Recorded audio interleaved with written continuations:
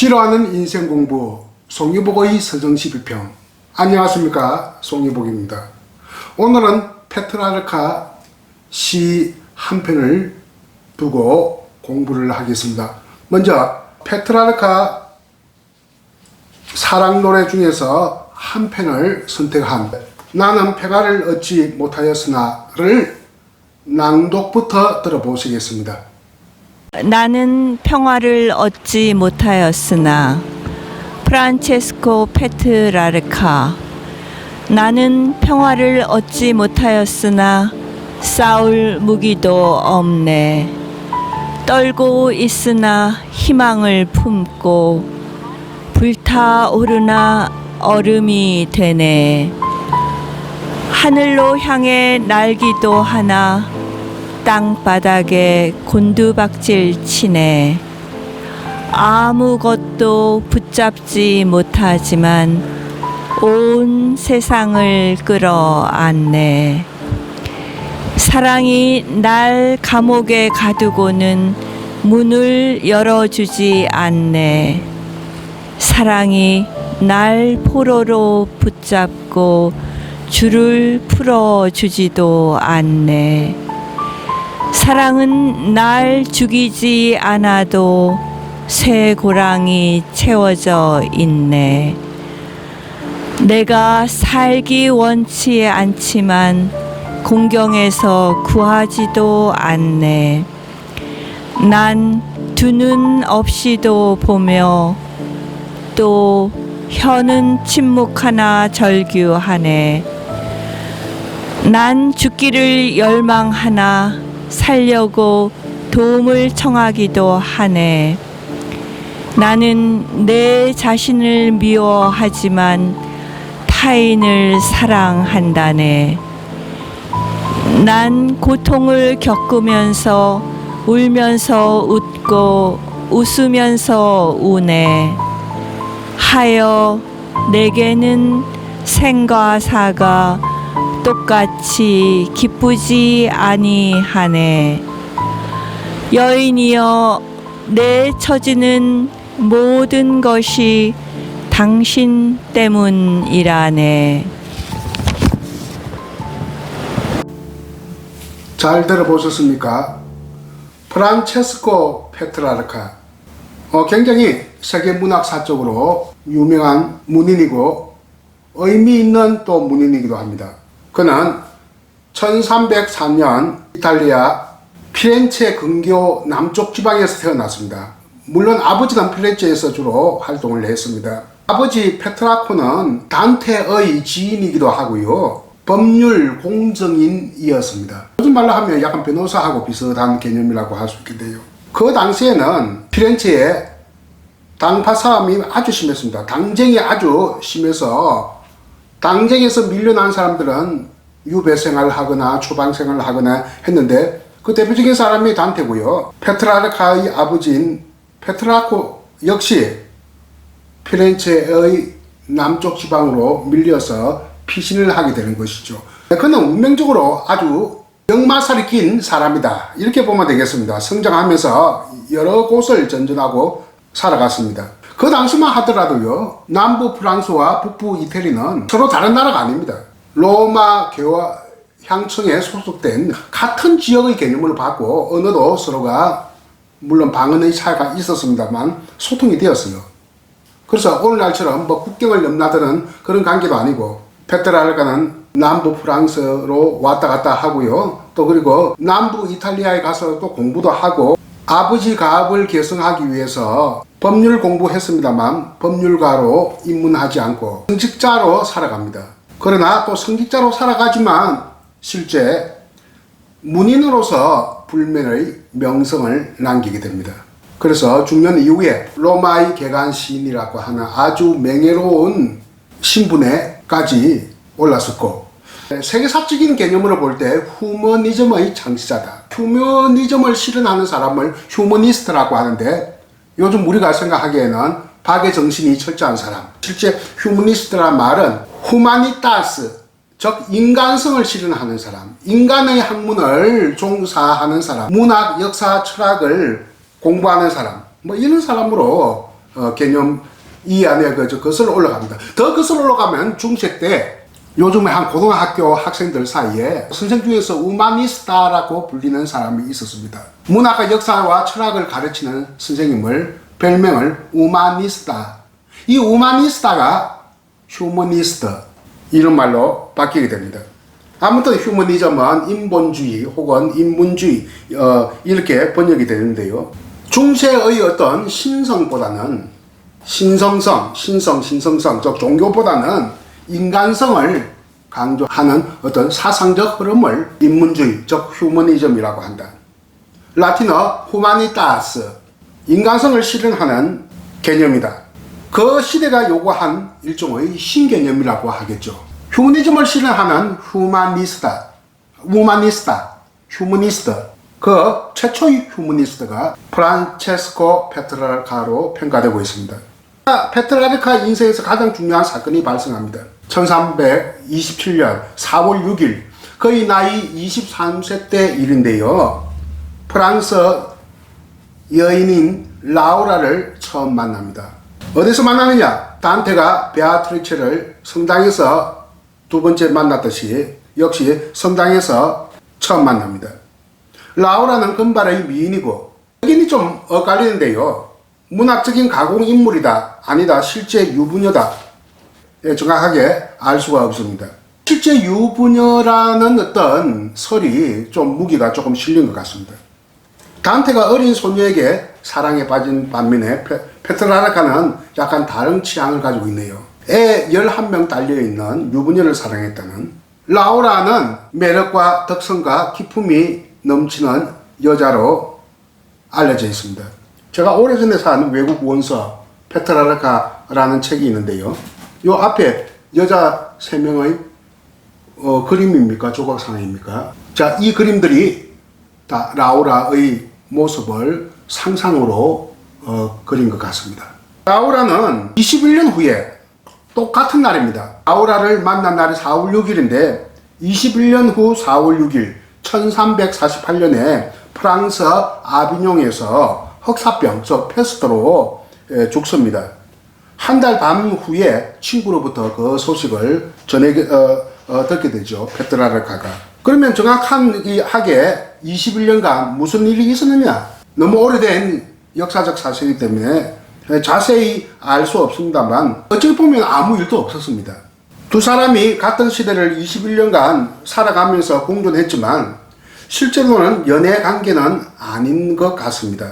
서로 목례하거나 인사말 정도 건네는 사이가 아니겠느냐. 미래가 있었는지 여부도 알 수 없고요. 그리고 만나고 싶어도 만나지 못하는 어떤 짝사랑에 가깝다. 이 점에서는 단테와 베아트리체의 관계와 같다 이렇게 봅니다. 근데 여기서 또 우리가 주목해야 할 것은 페트라르카가 라우라를 만난 이후 3년 후에 성직자의 길을 걷게 됩니다. 그 당시 성직자는 사회적 지위도 높고요. 경제 문제도 해결되었습니다. 왜 3년 후에 결혼도 하지 못하는 신부가 되었느냐? 혹시 그러지는 않았을까? 라우라와 사랑을 이루지 못하기 때문에. 옛날 제가 젊을 때 무슨 중국 영화를 봤는데요. 영화 속에 중국의 한 여인이 사랑에 실패해서 머리 깎고 비군이 되는 것을 본 일이 있는데 사랑에 실패해서 신부가 되지 않았겠냐? 뭐 이런 생각도 얼핏 들기도 합니다. 그런데 여기서 끝나지 않고 페트라르카는 이름이 알려져 있지 않는 여인 혹은 여인들과 불륜의 관계를 맺습니다. 그리고 아들과 딸을 낳습니다. 그 여인이 누구겠습니까? 왜 불륜이겠습니까? 혼외의 관계를 맺었으니까 불륜이죠. 신부는 결혼하지 못하지 않습니까? 그러면 그 여인 내지는 여인들은 자신의 여신도가 아니겠느냐, 뭐 이렇게 생각할 수밖에 없는 겁니다.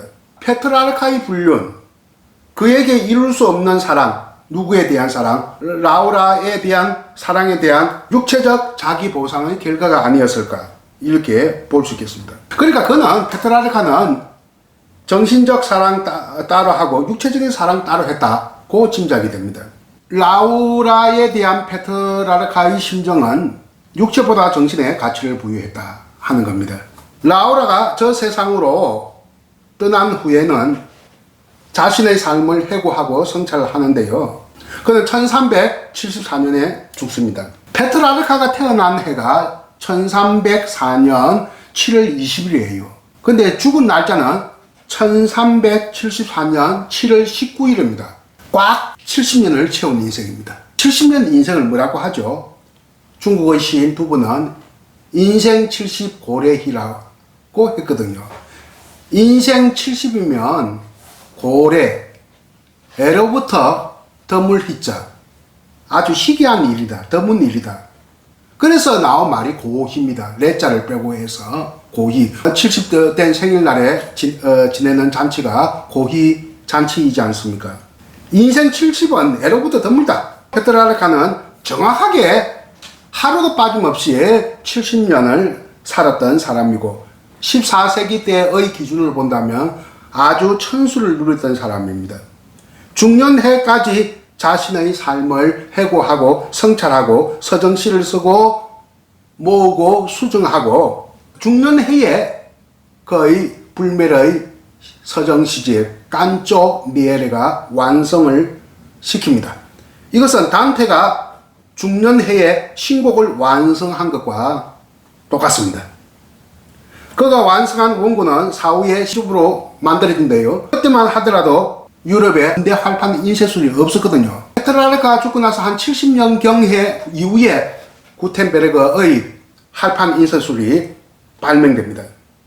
그러니까 그 70년 동안은 시집을 내더라도 필사본으로 하나하나 뺏겨 써서 시집을 내는데 이미 페트라르카 사후에는 아주 화려한 사파가 그려져 있고 장정이 멋진 필사본 시집이 유통되었다고 합니다. 그의 시집 이름이 깐쪼 니에레라고 하는데 일반적인 의미에서 시집이라는 뜻입니다.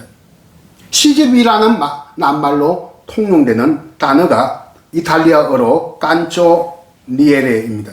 서시 한 편과 본시 365편으로 이루어졌는데 이것을 합하면 366편입니다.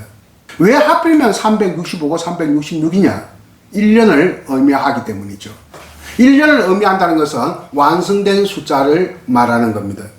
1년이 바로 365일 아니면 366일이거든요. 깐쪼니엘의 형식 대부분은 소네트로 이루어져 있습니다. 내용 대부분은 라우라에 대한 사랑으로 점철되어 있습니다. 각각 92%, 93% 뭐 이렇게 될 만큼 많은 점유율을 차지하고 있습니다. 소네트는 주로 사랑을 노래할 때 선택된 시형식으로 아주 적합합니다. 13세기 중반에 그러니까 페트라르카가 태어나기에 뭐 한 6, 70년 전에 이탈리아에서 시작된 이 소네트가 페트라르카를 거쳐서 후대까지 개성되는데 17세기 셰익스피어까지 개성이 됩니다. 영국의 셰익스피어까지 개성되니까 이 소네트가 가지고 있는 유럽에서의 문학사적 의미는 크다고 하겠네요. 14행시입니다. 분석하면 446입니다. 사행, 육행으로 이루어져 있습니다. 내용 대부분이 라우라에 대한 사랑이라고 했는데요. 한마디로 이야기해서 라우라 없는 깐쪼 니에레는 생각할 수 없다. 이렇게 보면 되겠습니다. 하여튼 페트라르카는 라우라를 만나고 혼돈에 찬 내면의 갈등을 겪습니다. 라우라 만날 때부터 시작이 됩니다. 그래가지고 평생 죽을 때까지 가게 됩니다. 깐쪼 니에레 211번째 시를 보면 이렇게 되어 있어요. 그가 얼마나 내면의 갈등을 겪고 있는가, 자기 갈등을 겪고 있는가를 보여준 내용이 있는데요. 모년 모월 모일 모시에 나는 미로에 들어갔다. 지금까지 출구를 찾지 못하고 있다. 이런 표현이 나옵니다. 라우라를 만나면서 미로에 빠졌다는 겁니다. 그리고 출구를 지금까지 찾지 못하고 있다고 했으니 얼마나 사랑했느냐. 그 미로가 사랑의 미로입니다. 우리나라 대중가요 제목처럼요. 132번째 시는 강렬한 모순어법을 보여줍니다. 우리나라에서는 보통 역설이라고 하죠. 오 생기 가득한 죽음이요, 오 기쁨 가득한 고통이요, 사랑의 속성을 이렇게 표현하고 있습니다. 페트라르카의 자기 갈등의 가장 고전된 표현이라고 할 수 있겠죠. 제가 이거 오래전에 한 20년에 산 아주 두꺼운 페트라르카 책인데요. 뭐라고 되어 있느냐 하면 지금 132번째 보니까요, 그 부분 오비바 모르데 이렇게 되어 있습니다. 그 비바라고 하는 생기가 있다, 살아있다 이 말이거든요. 살아있는 죽음이요. 오 딜레토소 말레, 아까 이야기했던 기쁨 가득 찬 고통이요. 이런 표현을 지금 이렇게 이것이 페트라르카의 라우라에 대한 내면적 자기 갈등의 극점이라고 할 수 있겠는데, 이 다음 시편이 134번째 시인데요.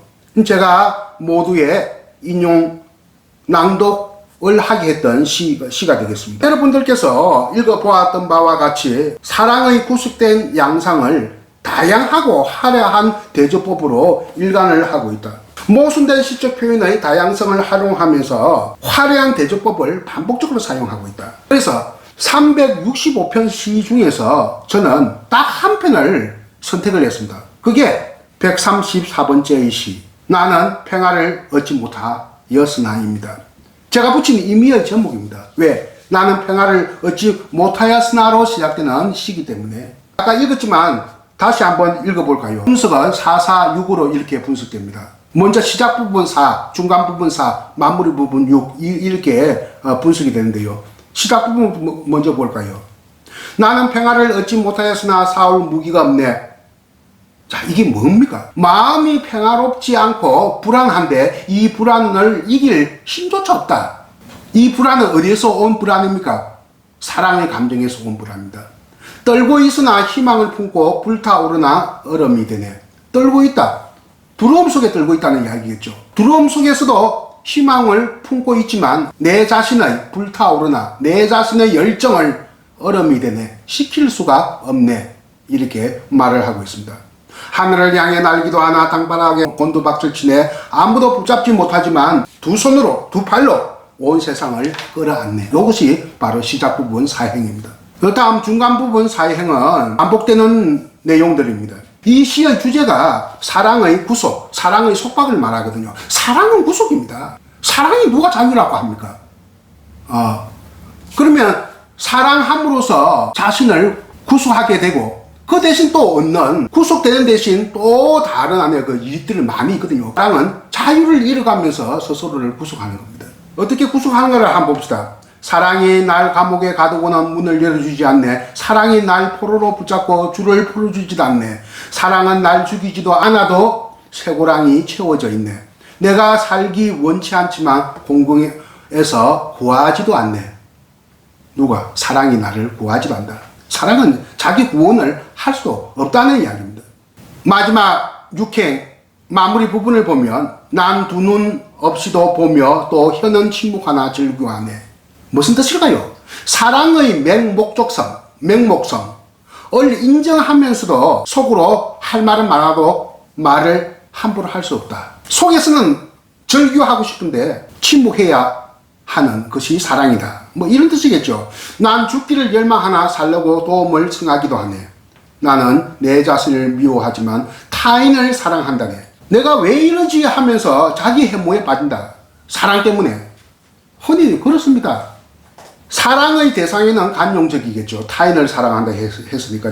제가 이게 정확하게 이태리어 역분을 보니까 타인은 단수가 아니고 복수입니다. 그러니까 라우라가 아니라 자기 자신을 둘러싼 모든 사람들, 지인들을 이야기하는 것 같습니다.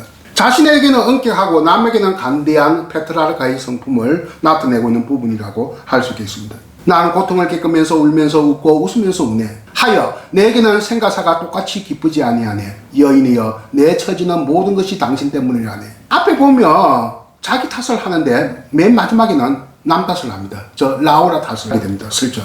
사랑 때문에 살아있어도 죽은 것 같아. 사랑 때문에 차마 못 죽어서 겨우 살아가고 있다. 이 내 마음을 좀 알아달라. 라우라에게 이렇게 말을 하고 있는 것 같습니다. 이 시는 라우라가 생존할 때 살아 생전에 쓰여진 시입니다. 한 안에 70%는 라우라 생존 시에 쓰여졌고 나머지 한 30%, 한 3분의 1쯤 되겠죠. 이것은 라우라가 죽은 이후에 쓰여진 시다. 이렇게 보면 되겠습니다. 이 시를 볼 때 혼돈에 찬 내면 풍경이 잘 나타나 있다. 이 시집 전체를 이야기하면 365편 전체를 이야기한다면 단순한 러브 스토리가 아니다. 한 개인의 러브 스토리가 아니라 한 개인의 사랑의 역사. 그러니까 스토리가 아니라 히스토리를 보여준 시집이다. 왜? 아주 긴 시간, 장시간에 걸쳐서 23살 때 라우라를 처음 만나서 정확하게 70살 때 세상을 떠났으니까 그 몇 년입니까? 거의 안에 뭐 반세기 가까운 시간을 안에 라우라의 안에 너프로부터 헤어나지 못했다, 이렇게 볼 수 있습니다.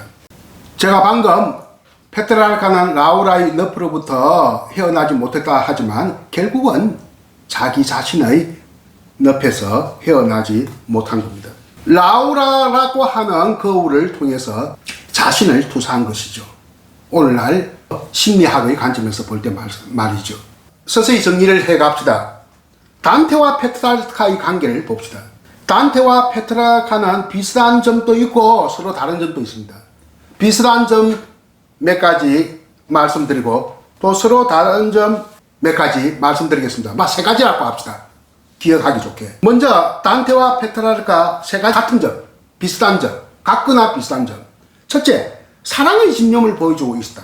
단테의 베아트리체에 대한 사랑도 대단하지만 이에 못지않게 페트라르카의 라우라에 대한 사랑도 또 단테 못지않다 하는 겁니다. 거의 페트라르카는 47년, 자기가 세상을 떠날 때까지 47년간 라우라의 속박으로부터 벗어나지 못했다. 그거는 단테에게도 해당된다고 하겠죠. 둘째는 두 사람 다 자신들이 죽는 해까지 사랑하는 여인에 대한 작품을 썼습니다. 그리고 죽는 해에 완성했습니다. 단테는 신곡, 불멸의 작품집 신곡이 자기 죽는 해에 완성했고, 페트라르카의 깐쪼니엘에도 자기가 죽는 해에 완성을 했습니다. 세 번째는 두 사람의 사랑이 사실은 짝사랑이었다, 이렇게 보면 됩니다. 그리고 이 짝사랑은 가장 고전적인 사랑관을 보여주고 있다. 고전적인 사랑이란 무엇인가? 영혼에 호소하는 정신적 사랑, 플라톤의 사랑, 플라토닉 러브입니다. 마지막으로 단테와 페트라르카의 차이점을 또 세 가지 제가 말씀을 드릴까 합니다. 첫째는 인간 간의 차이입니다. 인간을 보는 관점. 단테는 영혼성입니다. 인간을 어떻게 영혼성, 죽어도 죽지 않는다. 천국으로 가서 영생을 누린다. 참 그야말로 중세 기독교적인 어떤 관념을 가지고 있으네요. 근데 페트라르카는 성직자임에도 불구하고 영혼성을 인정하지만, 영생을 인정하지만 인간의 유한성도 인식을 하게 됩니다. 인간은 결국 유한한 존재다, 이렇게 보게 되는 거죠.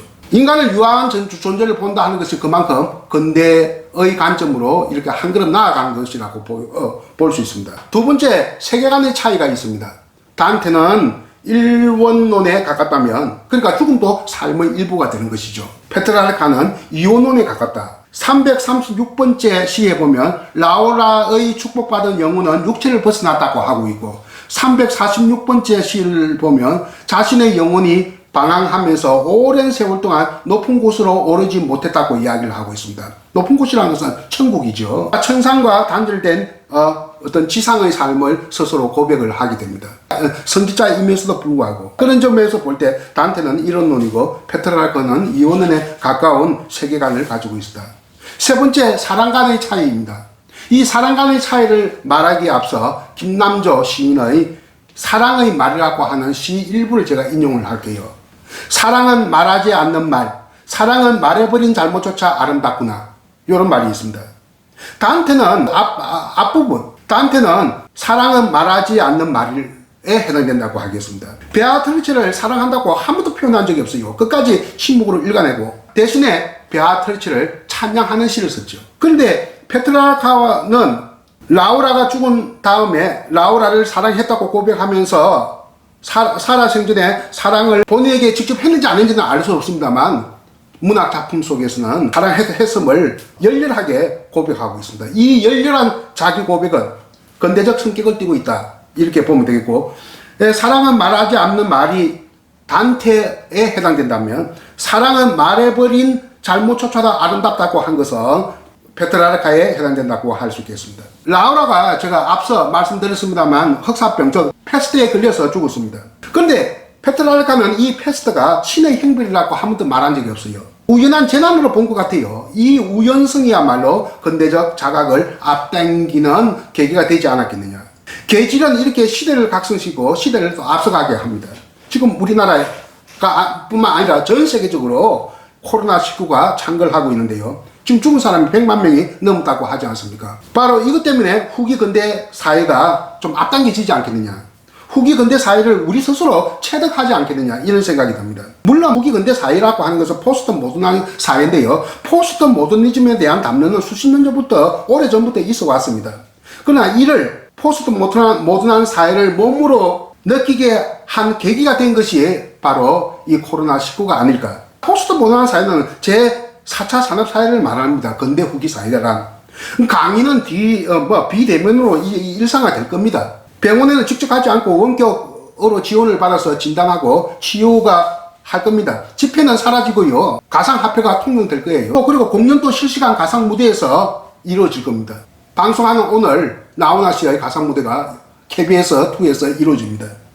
학교, 병원, 은행, 무대에 대한 개념이 확 바뀌게 되는 것의 실마리가 코로나19일지로 모른다는 생각이 듭니다. 패스트가 근대를 앞당겼다면 코로나19는 후기 근대를 앞당길지 모른다 하는 것이 저의 가설이고요. 한마디로 요약해서 말하자면 단테는 중세의 마지막 인물이요, 페트라르카는 근대의 새벽을 연 최초의 인물이다. 이렇게 구분되겠습니다. 조금 어려운 말로 하면 umberto eco 유명한 사람 있죠. 근대의 헌신이라는 말을 했습니다. 이탈리아 사람이니까 데보티오 모델르나라는 말을 갖다 썼는데요. 근대적 헌신에 최초로 직면한 사람이 제가 생각하기는 페트라르카가 아닌가 이렇게 생각이 되고요.